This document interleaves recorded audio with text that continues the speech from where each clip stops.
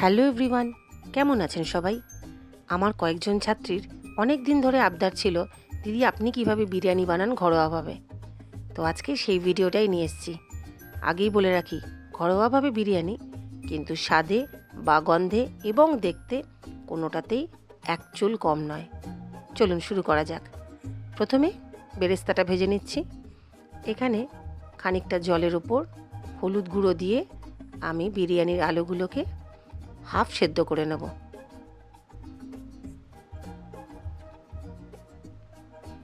5-6টা আলু দিয়েছি। এরপর 1 কেজি চাল আমি ভিজিয়ে রেখে দিয়েছি। 1 কেজি চাল নিয়েছি আর মাংসটা মোটামুটি 1 কিলো 250 মতন, একটু বড় বড় পিস, দেখতেই পাচ্ছেন। এখন এর মধ্যে আদা রসুন বাটা দিয়ে দেব, সাথে দেব এই 2 চামচ মতন টক দই, সাথে বিরিয়ানি মশলা। আমি এখানে শানের বিরিয়ানি মশলাটা ইউজ করছি। দেব নুন আর দেব সাদা তেল। ওদিকে আলুটাও হয়ে এসছে, আলুটার মধ্যে একটু নুন দিয়ে দিলাম। চিকেনের মধ্যে ধনে গুঁড়ো, জিরে গুঁড়ো, একটু গরম মশলা আর দিয়ে দিলাম লাল শুকনো লঙ্কা দিয়ে এবার খুব ভালো মতন মাখবো। মেখে এটাকে ঘন্টা 2 মতন আমি রাখবো। এই ঘন্টা 2 রাখাটা কিন্তু খুব জরুরি। মানে আমি যেভাবে করছি এভাবে করতে গেলে কিন্তু এই ঘন্টা 2 ম্যারিনেশনটা জরুরি।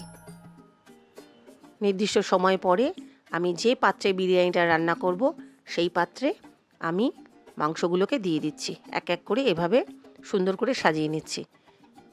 ভাত বসিয়ে দিয়েছি। এর মধ্যে মশলাগুলো দেব, বড় ছোট এলাচ, অল্প জায়ফল জয়ত্রী, অল্প শাহজিরে শাহমরিচ, দারচিনি আর স্টার অ্যানিস। এগুলোকে না আমি খোলা না দিয়ে এইভাবে ছাঁকনির মধ্যে দেব, যাতে এগুলো পরবর্তীকালে মুখে না পড়ে। বেরেস্তাটা ভাজা অলমোস্ট হয়ে গেছে। ভাতের মধ্যেও খানিকটা নুন দিয়ে দিলাম আর একটু তেল দিয়ে দেবো। এবার একটু কেশর ভিজিয়ে নিচ্ছি দুধে। এই কেশরটা না আমার হাজব্যান্ড যখন অফিসিয়াল ট্যুরে কাশ্মীর গিয়েছিল ওখান থেকে নিয়ে এসেছিল। এখানে অনলাইনে আনা কেশর আর ওখানকার কেশরের মধ্যে আকাশ পাতাল তফাৎ। যাই হোক, চিকেনটা বসিয়ে দিয়েছি গ্যাসে। ওপরে বেরেস্তা ভাজার হাফ বেরেস্তাটা আমি ছড়িয়ে দিলাম। মুরগিটাকে একটু সাঁতলে নেব। ভাতও হয়ে এসেছে। সাঁতলানোর পরে সামান্য জল দেব, সাথে দিয়ে দেবো ওপর থেকে এভাবে আলুগুলোকে। অনেকেই দেখি ডিরেক্ট মাংসর মধ্যে, মানে কাঁচা মাংসের মধ্যে চালগুলোকে দিয়ে দেন, কিন্তু আমি আমার মনের শান্তির জন্য মাংসটাকে একটু এই 2-3 মিনিট মতন সাঁতলে নিই। আলুগুলোকে একদম সমান করে সব জায়গায় ছড়িয়ে দিলাম।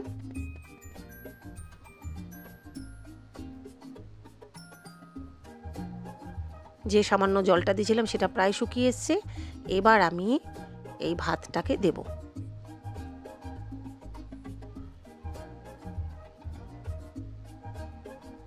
একদম সমান করে সব জায়গায় সুন্দর করে ছড়িয়ে দেব।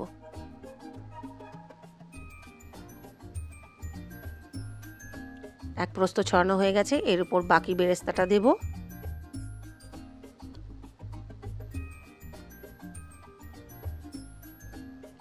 সামান্য নুন ছড়িয়ে দেব, খুবই সামান্য, কারণ অলরেডি আমি ভাতে নুন দিয়েছি।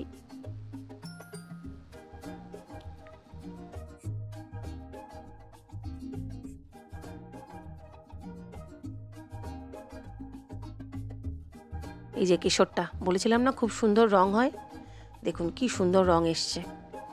এই কেশরটাকে উপর দিক দিয়ে ছড়িয়ে দেব।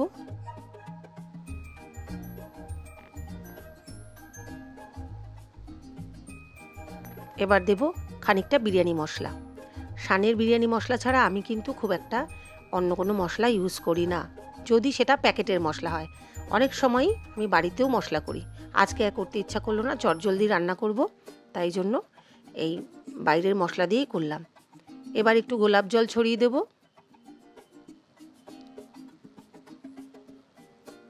আর দেব কয়েক ফোঁটা মিঠা আতর। বেশি দেব না, পছন্দ করে না বাড়ির সবাই এই উগ্র গন্ধটাকে। এরপর ওপর দিয়ে ছড়িয়ে দেব ঘি।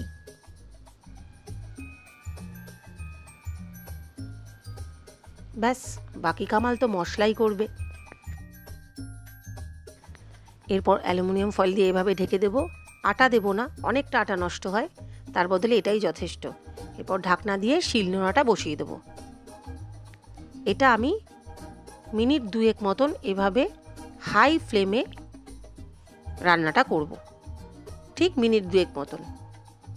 তারপর এর ওপর একটা চাটু বসাবো, তারপর এই হাঁড়িটাকে বসিয়ে এই 30 মিনিট মতন দম দেব। ব্যাস হয়ে গেছে 30 মিনিট। এবার খুলব।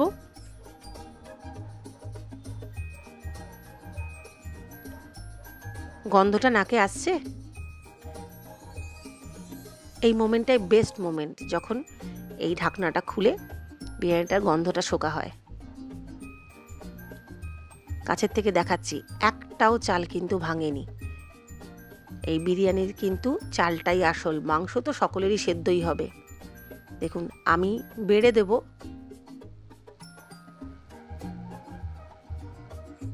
সেই সময়ও কিন্তু আপনি একটাও ভাঙা চাল দেখাতে পারবেন না। আর কি, এবার পেটে যাওয়ার পালা। বাড়ির সবাই ওয়েট করছে, আর আমার তো জাস্ট কিছু বলার নেই। বিরিয়ানি আমার অত্যন্ত প্রিয় একটা জিনিস। আলুটাকে ভেঙে দেখালাম কতটা সেদ্ধ হয়েছে। বিরিয়ানি করব অথচ ঝরঝরে হবে না, তাও আবার হয়? দেখুন একটা চালও কিন্তু ভাঙা না। বিরিয়ানি করতে গেলে এভাবে করতে হয়। আমি ভেতরটাও আরেকবার দেখিয়ে দিলাম যে কাটার পরে ভেতরে চাল ভেঙে যাচ্ছে, এরকম কিন্তু নয়। ব্যাস হয়ে গেল আমার বিরিয়ানি। ভিডিওটা কেমন লাগলো জানাবেন, পারলে একটা লাইক একটা শেয়ার করে দেবেন, আর এভাবেই পাশে থাকবেন। দেখা হচ্ছে পরের ভিডিওতে।